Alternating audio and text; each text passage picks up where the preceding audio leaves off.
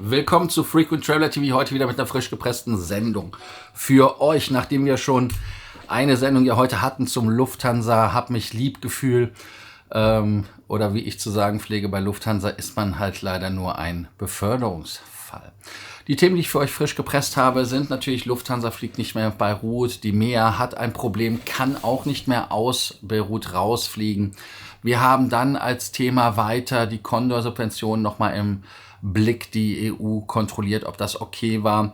Wir haben dann einen interessanten Fall, und zwar folgendes Zitat, ich lese ab: Wir müssen dieses Flugzeug so schnell wie möglich auf den Boden bringen. Und warum? Weil ein United Airlines Pilot das Problem hatte, dass einer seiner Flugbegleiter gekotzt hat, und das war dann quasi Biohazard oder Biomüll, wie man im Deutschen sagt.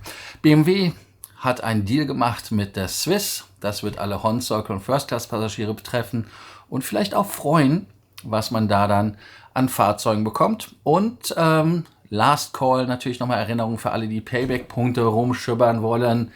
30% endet bald, also macht es. Und wer weiß, ob es die 30% im Dezember wieder gibt, ne? Mindestens 4.000 Punkte, aber maximal 75.000. Gut.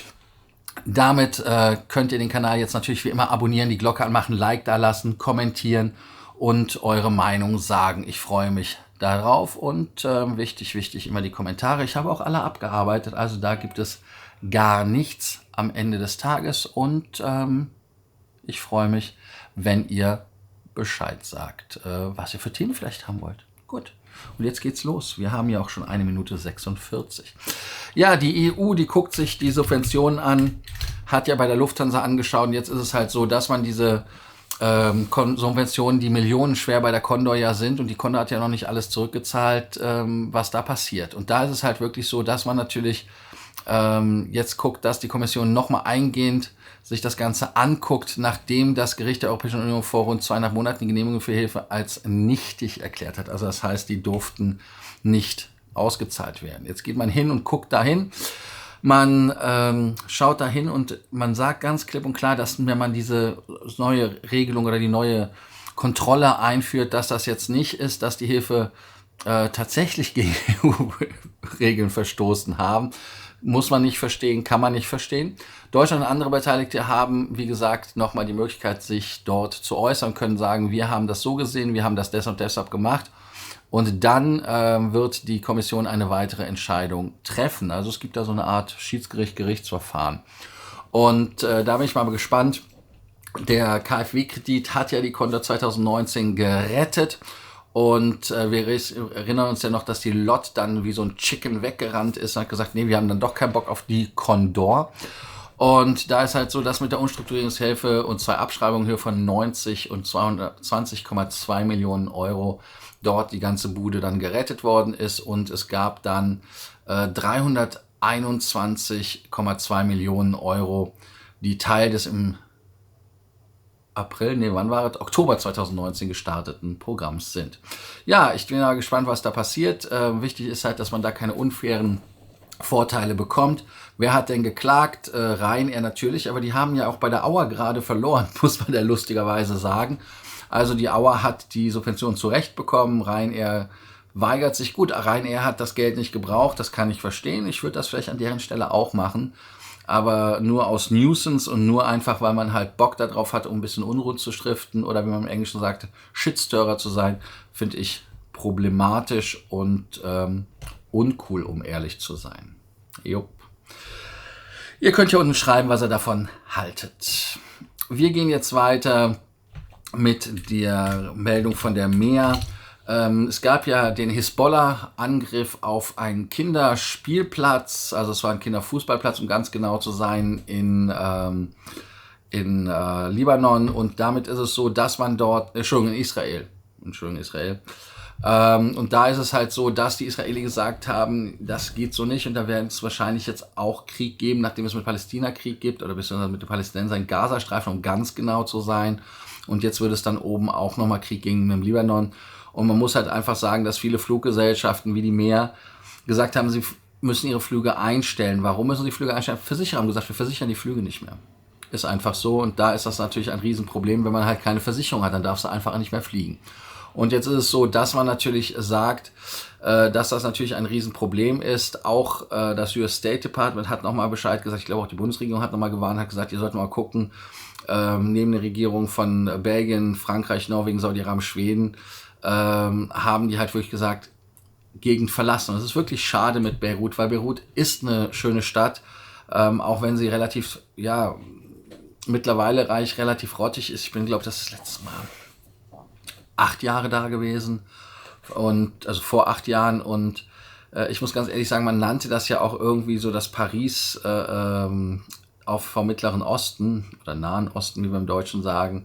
Und ich finde es einfach schade, was da passiert. Und da muss man halt wirklich sagen, dass das relativ doof ist, um ehrlich zu sein. Also insofern hat das Ganze jetzt Konsequenzen, und man muss natürlich auch sagen, interessanterweise haben die Versicherungen jetzt erst den Versicherungsschutz widerrufen. Wenn man sich das nämlich anguckt, da gab es ja schon mal Geschichten, wo zum Beispiel die Runway-Lichter nicht funktionierten. Dann haben die im Tower irgendwie komische 96 Stunden Schichten gefahren, von 24 Stunden bis zu 96 Stunden pro Woche, was auch nicht so ganz sicher ist. Und dann natürlich die berühmt-berüchtigten Themen, dass die Fluggesellschaften lustigerweise in Beirut halt ab und zu mal von einer Kugel getroffen werden. Und jetzt ist es halt wirklich so, dass man halt jetzt die Kriegsgefahr als eminent ansieht, dass Israel also da anfängt einzugreifen, was zu tun, und deshalb ist es widerrufen worden. Die Lufthansa selber hat natürlich auch die Flüge da widerrufen müssen. Ich weiß jetzt nicht, inwieweit bei der Lufthansa da die Versicherung eingesprungen ist und gesagt hat, wir versichern das nicht mehr, oder ob die Lufthansa von sich aus gesagt hat, im Rahmen von der Group Security, wir haben da keinen, also wir können es nicht mehr verantworten, dass man da hinfährt und fliegt. Und deshalb ist es halt so, dass natürlich die ganze Lufthansa Group nicht hinfliegt, Eurowings und so weiter. Interessanterweise hatte Ryanair ja gesagt, sie wollen von Beirut aus mehr fliegen. Also sie hatten, und von Israel auch. Also das heißt, sie wollten da ein bisschen mehr was machen. Und ich bin mal gespannt, was da jetzt passiert. Über die Art und Weise und den Zeitpunkt des Vorgehens gegen die Terrororganisation Hezbollah wird entschieden. Das sagte zumindest das Ministerpräsidentenbüro von Netanyahu. Die haben grünes Licht bekommen, da jetzt zu gucken, was man macht. Und man sagt auch wirklich, nur als Sicherheit, es war eine Rakete der Hezbollah, die da den Spielplatz oder den Fußballplatz getroffen hat. Und das war die drusische Ortschaft Majal Shams verantwortlich.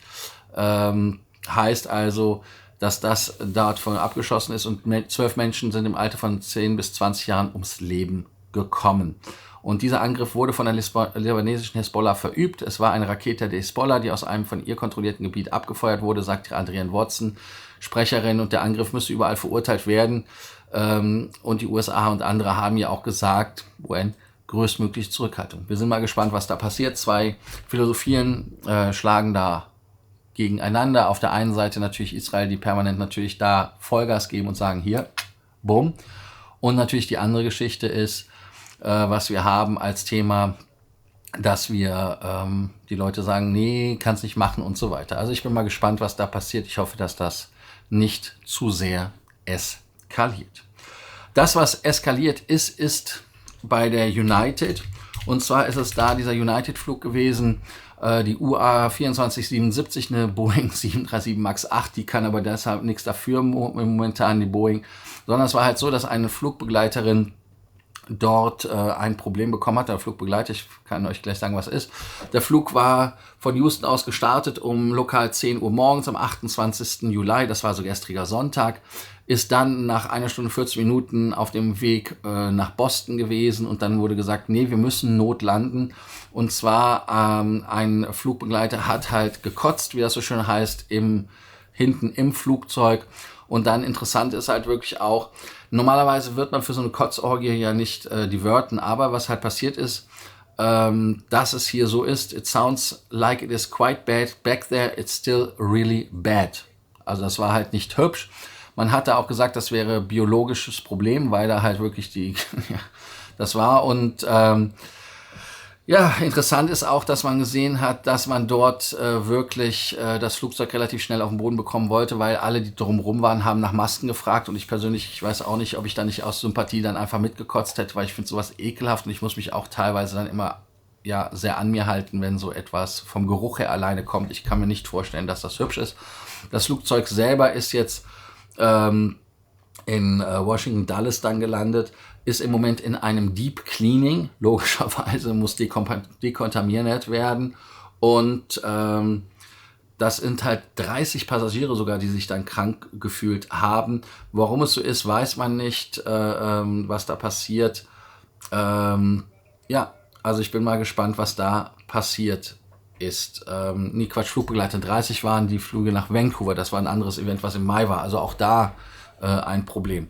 Ja, ich bin mal gespannt, was da passiert, ob man da jetzt vielleicht nur die Bombe reinwerfen kann, dass das Flugzeug sauber wird. Ich finde es ekelhaft.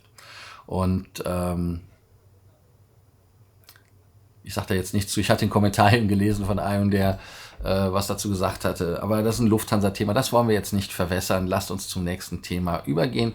Denn wir haben jetzt das Lufthansa-Thema, und zwar Swiss als Lufthansa-Tochter hat einen neuen Deal abgeschlossen mit den Freunden aus München. Und zwar ist es so, dass man jetzt für die First-Class-Kunden und die Horn-Circle-Mitglieder dort einen neuen Partner hat am Boden. Das wäre BMW. Und da ist es so, dass man da BMW 7er, also i7 X360 bringt, und das soll halt den Premium-Service bringen. Und damit soll man halt auch zum Vorfeld gefahren werden. Ich persönlich glaube, das ist der 7er BMW, aber nur in elektrisch, glaube ich, ist der i7. Ihr könnt mich korrigieren. Und das ist halt dann das Gleiche, was man in Frankfurt bekommt mit dem Porsche und mit den Bullis. Und dann ist es natürlich so, dass man jetzt damit sagen kann, dass der BMW-Block, der das übrigens verraten hat, der auch Bilder gemacht hat, da gibt es auch 1, 2, 3, 4, 5, 6, 7, 8, 9, 10 Fahrzeuge von BMW, die da auf dem Bild sind, was ihr hier auch seht. Und insofern ist es so, dass man dort, i7, genau, das ist der elektrische Bude. Ihr könnt ja sagen, was ihr davon haltet und was ihr von dieser Zusammenarbeit haltet. Und ich bin mal gespannt. Es ist ja nicht der erste Partner, den man hat. Man hat ja auch in Malaysia mit den Leuten zusammen gearbeitet, und da kann man ja mal gucken, was da passiert. Ich bin mal gespannt, ob das jetzt eine Verbesserung ist, und ich hoffe, dass Swiss nicht zu viel bezahlen muss, weil BMW die Fahrzeuge vielleicht kostenlos stellt. Ne? Ganz wichtig. Als letztes Thema haben wir jetzt nochmal eine Erinnerung, einen Last Call, und zwar ist ja bis zum 31. Juli die Möglichkeit, noch Punkte von Payback zu Lufthansa Miles immer rüberzuschieben. 4.000 Punkte mindestens, 75.000 Punkte maximal. Aber das Spannende jetzt ist wirklich 30% Bonus. Heißt also, dass man diese Punkte nochmal rüberbringen kann und jetzt halt wirklich nochmal maximal profitieren kann. Ich erzähle jetzt nichts über amerikanische Kreditkarten, sondern einfach nur, dass ihr es tun sollt, und damit ihr da wirklich dann keinen falschen Fehler macht und das erst nächsten Monat macht und sagt, oh, ich habe es nicht gewusst.